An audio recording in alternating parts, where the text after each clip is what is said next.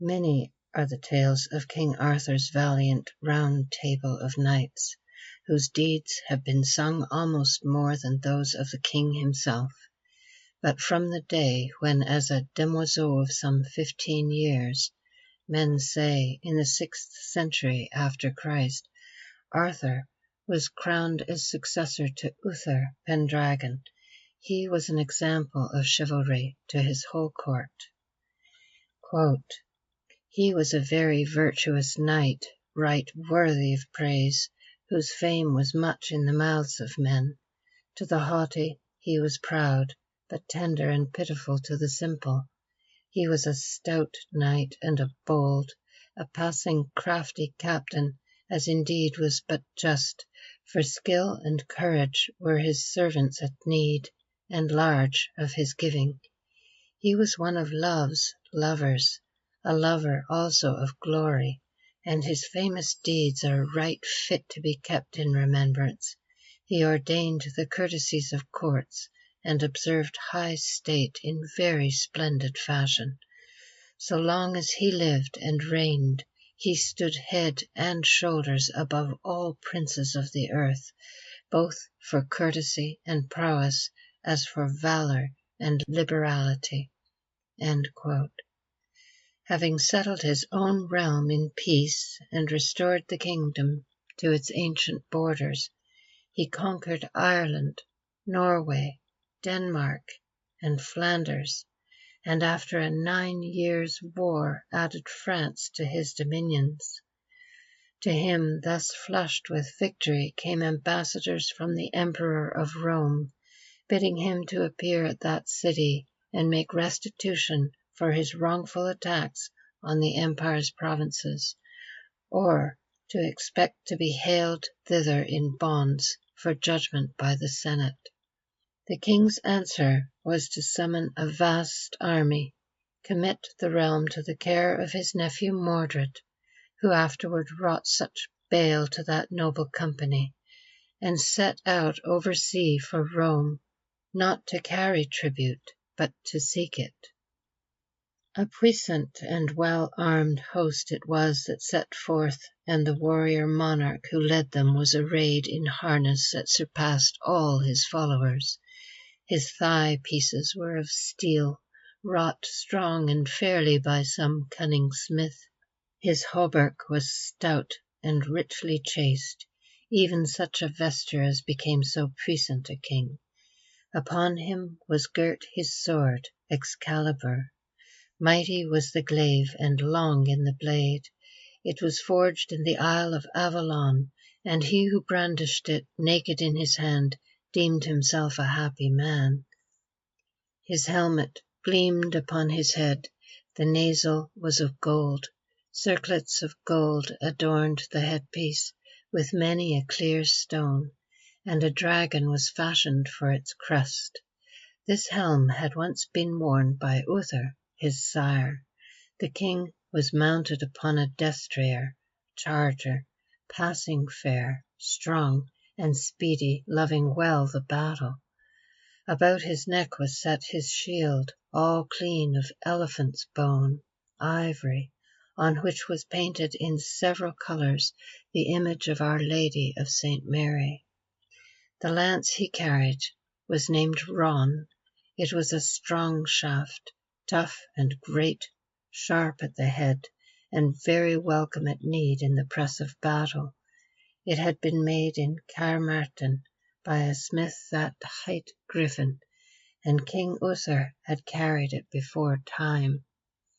Setting out from Southampton with his great host, the king sailed for France, and though the mariners steering by the stars were very fearful of the dark, the ships came safely to haven very early in the morning at Barfleur in Normandy. They had been but a little while in the land when tidings were brought to the king that a marvellously strong giant, newly come to that land, had carried off Helen, the niece of his kinsman Oil. This doleful lady the giant, named Dinnabuch, had taken to a high place known as St. Michael's Mount. though in that day there was neither church nor monastery on the cliff, but all was shut close by the waves of the sea. The adventure which followed was told many times in the old days by Wace, Leamon, and others. Let us listen to the unknown romancer of the 14th century, who left us Morte Arturi. When they had reached the shore and raised their tents, a Templar came and informed the king, "Here too is a tyrant that torments thy people, a great giant of Genoa, engendered by fiends. He hath devoured more than 500 people, and also many infants and freeborn children. This hath been his sustenance now for 7 winters, and yet is the glutton not sated, so well it pleaseth him. In the country of Cotentin no people has he left outside the strong castle enclosed within walls, for he has completely destroyed all the children of the commons, and carried them to his crag and devoured them there. The Duchess of Brittany he has taken today near Rennes, as she rode with her fair knights, and led her to the mountain where he abideth. We followed far off, more than 500 barons and citizens and noble bachelors, but he reached the crag. She shrieked so loud, the horror of that creature I shall never forget. She was the flower of France, or of 5 realms, and one of the fairest that was ever formed, the gentlest jewel accounted by lords from Genoa to Guérin, by Jesus of heaven. She was thy wife's cousin, as thou mayest know, and sprung from the noblest race that reign in this earth. As thou art a righteous king, take pity on the people and endeavour to avenge them that are thus affronted." "Alas," said the king, "so long as I have lived, had I known of this it had been well. It has not happened fairly, but fallen foul, that this fiend hath destroyed the fair lady. I had liefer than all France this 15 winters that I had been before that fellow a furlong away, when he laid hold of that lady and led her to the mountains. I had left behind my life ere she had suffered harm. But can you tell me the crag where lives that man? I will go to that place and speak with him, to deal with that tyrant for treason to his lord, and make a truce for a time till it may happen better." "Sire, see ye yon foreland with yonder 2 fires? There lurks that fiend. Ask when thou mayest upon the crest of the crag by a cold well that encloses the cliff within its clear stream. There wilt thou find dead folk without number, more florins, i' faith, than in all the rest of France, and more treasure hath that traitor unlawfully got than there was in Troy, I trow, what time it was conquered." Then the noble king sighed for pity of those people, went right to a tent, and rested no longer. He welters and wrestleth with himself, and wringeth his hands. There was no wight in the world that knew what he wanted. He called Sir Caius, that served with the cup, and Sir Bedivere, the bold, that bore his great brand. "Look to it that after evensong ye be armed full well, and mounted on horses by yonder thicket, by yon blithe stream, for I will pass privately in pilgrimage that way at supper time, when the lords are served to seek a saint by yon salt streams on St. Michael's Mount, where miracles are seen." After evensong, King Arthur himself went to his wardrobe and took out his clothes.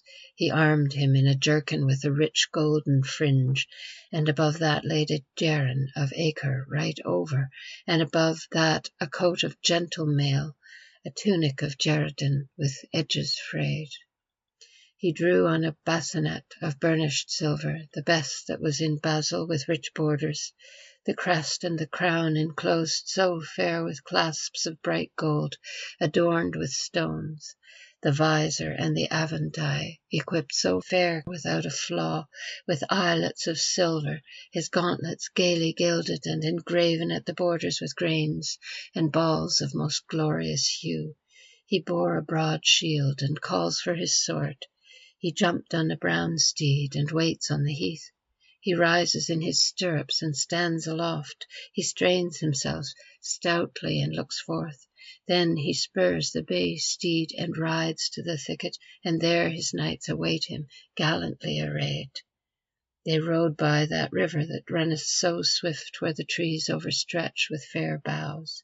The roe and the reindeer run recklessly there, in thickets and rose gardens, to feast themselves. The thickets were in blossom with mayflowers, with falcons and pheasants of fair hues. All the birds lived there which fly with wings, for there sang the cuckoo full loud on the bushes. With all birds of merriment they gladdened themselves. The voice of the nightingale's notes was sweet. They strove with the throstles, 300 at once, that this murmur of water and singing of birds might cure him of ill who never was whole. Then moved these folk quickly, and alighted on foot, and fastened their fair steeds afar off. Then the king sternly told his knights to abide with their horses, and come no further. For I will seek this saint by myself, and speak with this master man that guards this mountain, and then shall ye partake of the sacrament one after the other honourably at St. Michael's full mighty with Christ. The king climbs the crag with cliffs full high. To the top of the crag he climbs aloft, lifts up his umberer, and looks about him keenly, receiving the cold wind on his face to comfort him. 2 fires he finds flaming full high. For a quarter of a furlong he thus walks between them. Along the way by the well he wanders on to get to know of the warlock where he abides.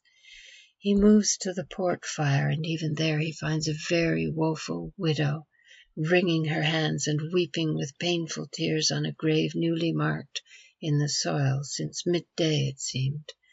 He saluted her sorrowfully with becoming words, and straightway asked after the fiend. Then this woeful widow joylessly greets him, rose up on her knees, and clasped her hands, saying, "Unhappy man, thou speakest too loudly. If yon warlock heareth, he will devour us both. Cursed be the wight that directed thee thither, that made thee to travel here in these wild parts. I warn thee, for thy honour thou seekest sorrow. Whither hastenest thou, man? Thou seemest unhappy. Goest thou to slay him with thy bright sword? Wert thou wightier than Wade or Gawain, thou shouldst win no honour. I warn thee beforehand. Thou crossest thyself unsafely to seek these mountains. 6 such as thou are not sufficient to cope with him alone. For, an thou seest him alone, thy heart will fail thee to cross thyself safely. So huge he seemeth.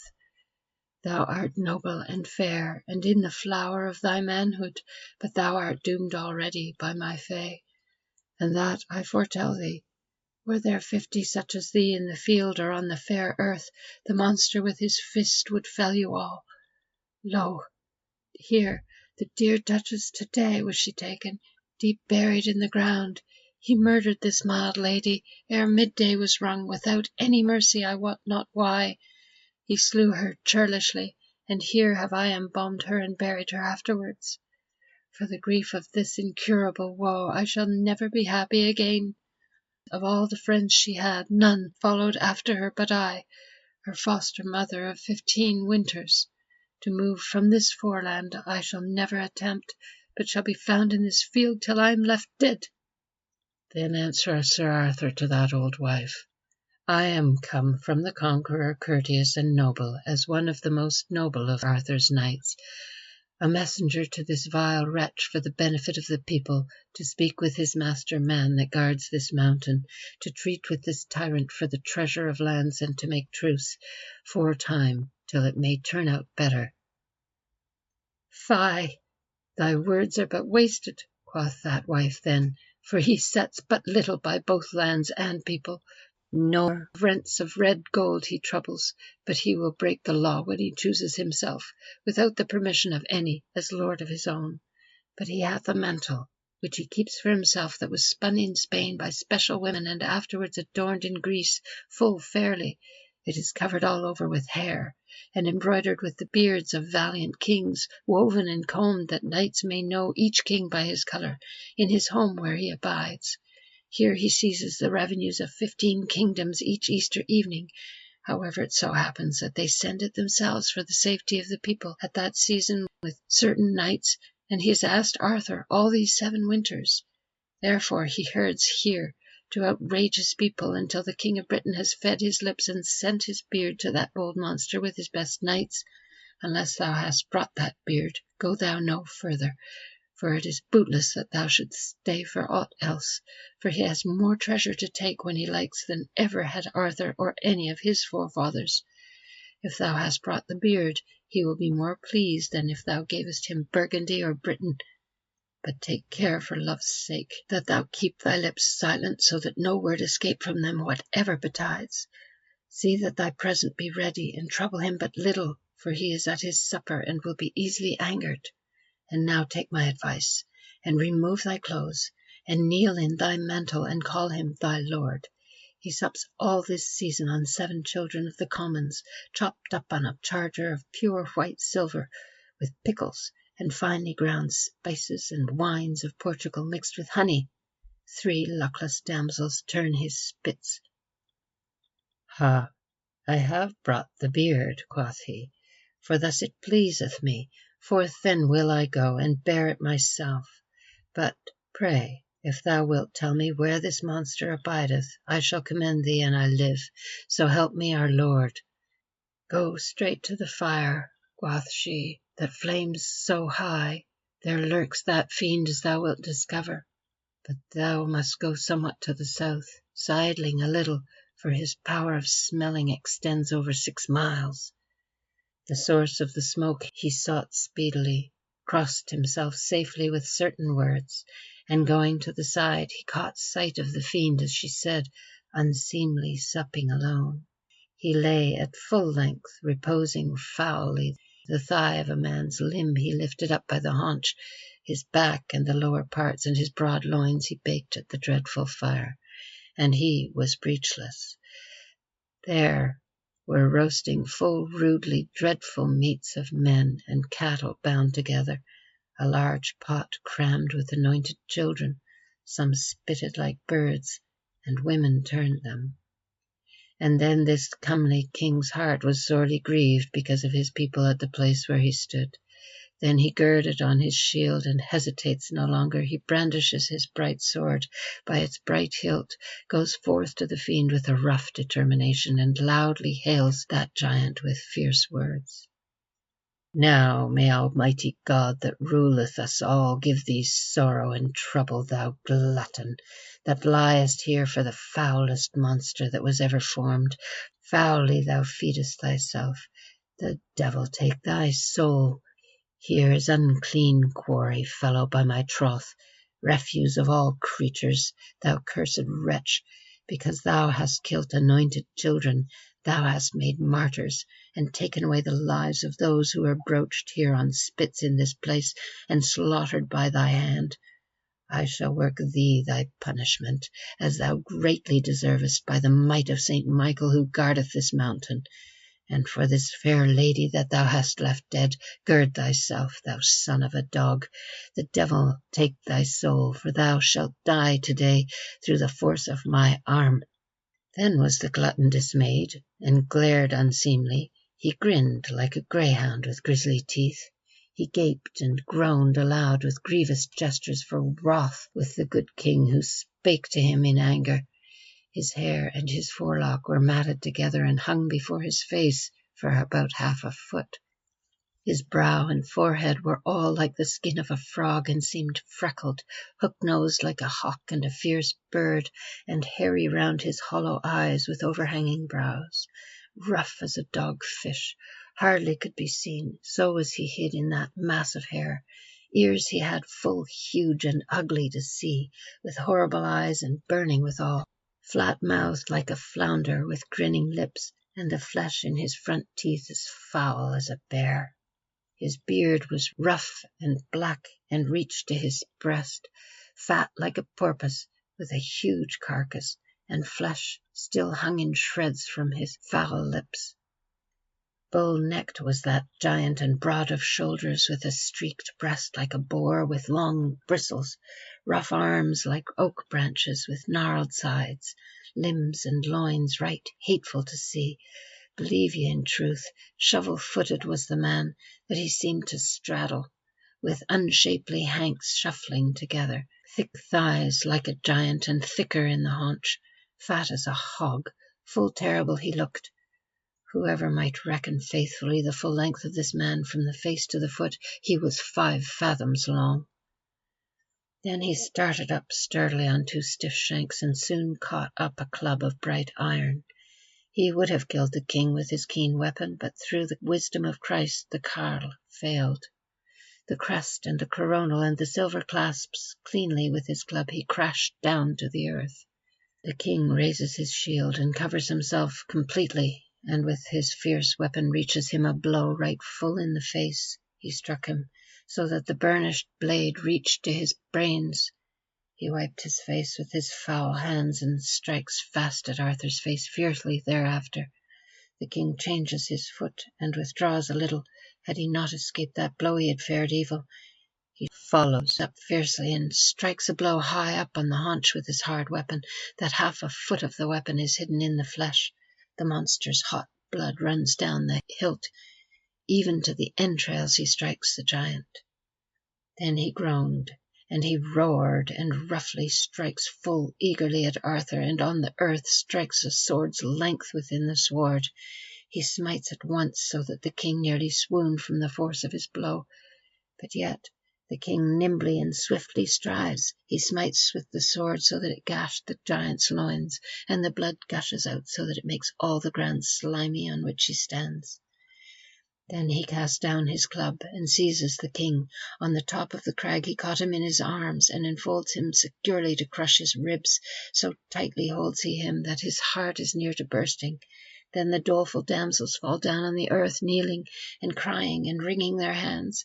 Christ, deliver yonder knight and keep him from grief, and never let that fiend take his life. Yet the warlock is so mighty that he crushes him under. Fiercely they wrung and wrestled together. They weltered and wallowed on those rushes.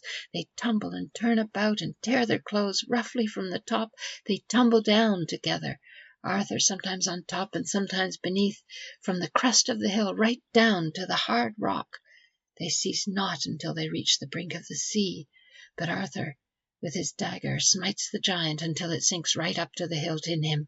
The thief, in his death struggle, grasped him so fiercely that 3 ribs in the king's side were thrust asunder.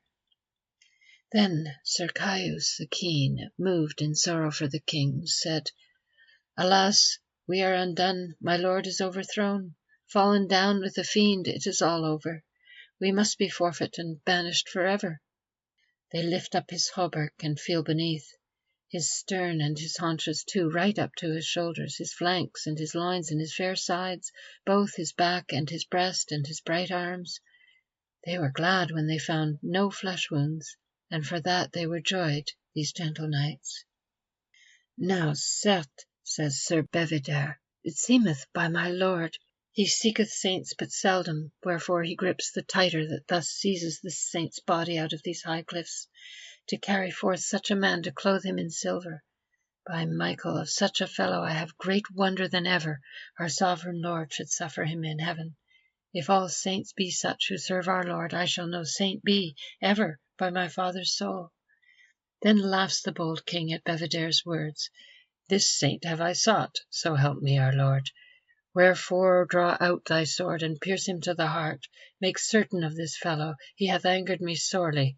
I have not fought with such a wight these 15 winters, but in the mountains in Wales I met such another.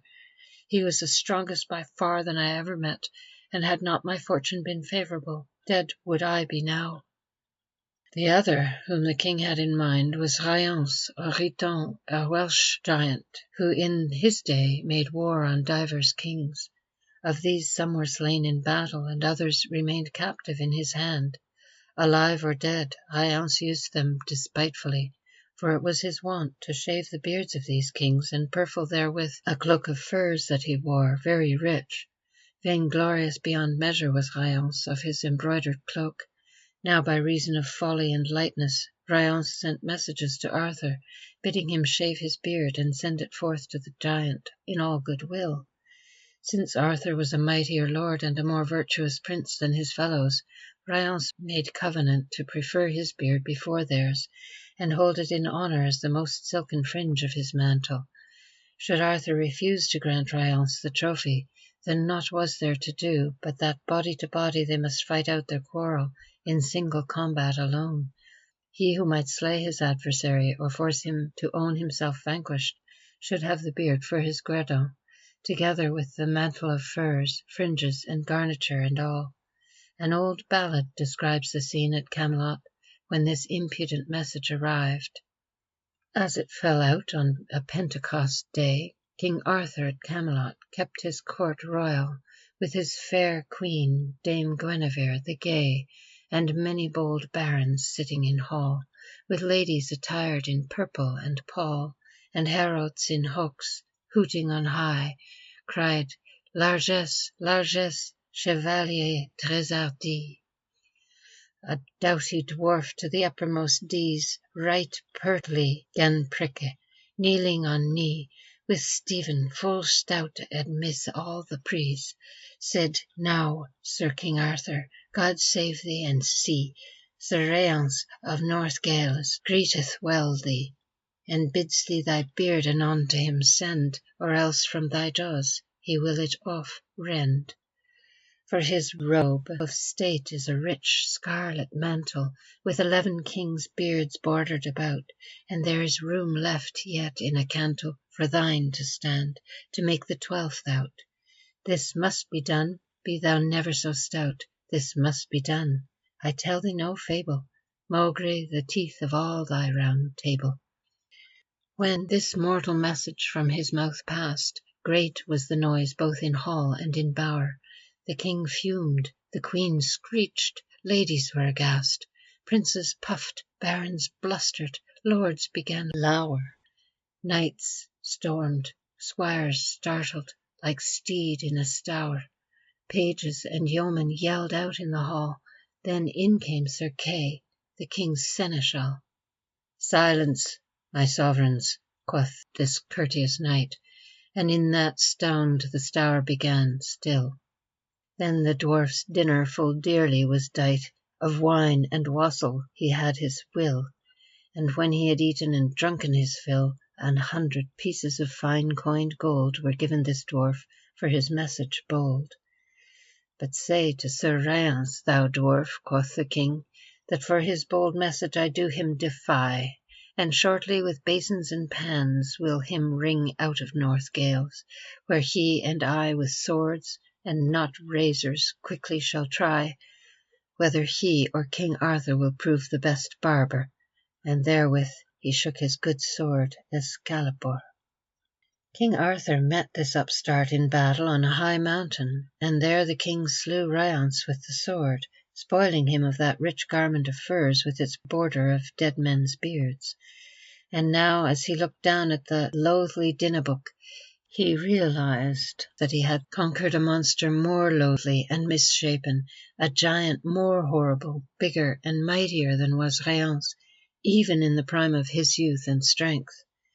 When he had thought upon these things, the king said to his comrades, Anon, strike off his head and put it on a stake. Give it to thy squire, for he is well mounted.